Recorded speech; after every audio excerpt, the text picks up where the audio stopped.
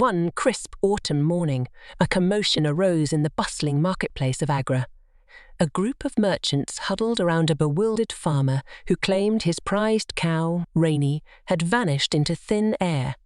No footprints, no struggle marks, just Rainy's empty stall as if the earth had swallowed her whole.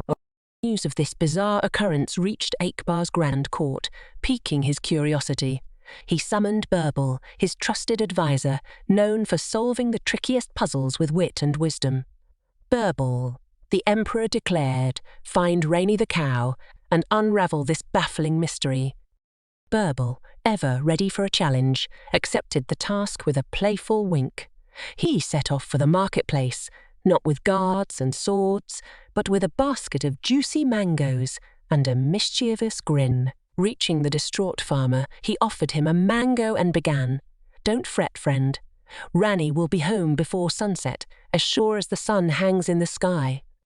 His confidence puzzled the farmer, but the sweet mango offered some solace. Birbal then spent the day wandering the marketplace, chatting with traders, observing their wares, and offering them mango slices. He gathered whispers, rumours, and snippets of information like a bee collecting pollen from various flowers. As the sun dipped below the horizon, Birbal returned to the farmer, rejoice. "Your Rani is safe and sound in the city zoo." The farmer gaped in disbelief. Birbal explained, "Remember the cobbler who boasted about his new leather sandals?" His words caught the ear of the mischievous monkey at the zoo. The monkey, craving mangoes, lured Rainy with one you brought yesterday, mistaking her for a giant mango carrier. Birbal led the farmer and a skeptical crowd to the zoo. True to his word, Rani was found munching happily on hay, surrounded by amused zookeepers. The monkey, recognizing Birbal, even offered him a mischievous wink. Laughter filled the air as Rani was reunited with her owner. Akbar, informed of Birbal's success, summoned him to the court. "Birbal," he marvelled, "how did you solve this puzzling case without brute force?" Birbal bowed low. "Your Majesty, the truth often hides in plain sight, like a juicy mango amidst everyday chatter. A keen ear, a sweet reward, and a dash of understanding can unlock even the most baffling mystery." Akbar nodded thoughtfully, impressed by Birbal's unorthodox yet effective methods. This was just one of many adventures that cemented Birbal's reputation as a legend, reminding everyone that wisdom comes in many forms, and even the sweetest mysteries can be solved with a touch of wit and a sprinkle of kindness.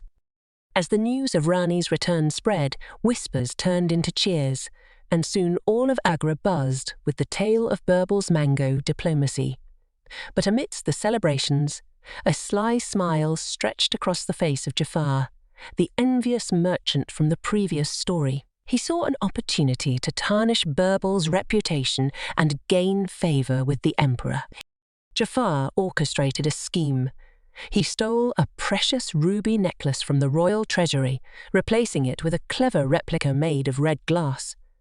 Then he anonymously dropped the necklace near Birbal's house, hoping to frame him for The next morning, the guards discovered the missing necklace and stormed into Birbal's home. Birbal, calm as ever, invited them in and readily handed over the stolen necklace. Upon closer inspection, however, the guards realized it was a fake. Confusion reigned. Akbar, summoned by the commotion, looked at Birbal with a questioning gaze. Birbal, instead of defending himself, smiled and addressed the emperor. "Your Majesty, a true thief leaves no trace, like a shadow in the night. But a clumsy one, like Jafar, leaves behind clues as bright as..." He then pointed to a tiny red feather stuck to the fake necklace. It belonged to a rare bird Jafar kept as a pet, a detail only Birbal had noticed among the marketplace chatter. The guards, remembering Jafar's boast about his prized bird, Jafar, exposed and ashamed, confessed his devious plan. Akbar, recognizing Birbal's sharp observation and unwavering honesty, not only cleared his name, but also awarded him a medal crafted from the real stolen ruby. Jafar, facing punishment for his misdeeds, learned a bitter lesson about the consequences of envy and deceit. News of Birbal's triumph spread further, solidifying his image as a beacon of justice and intelligence.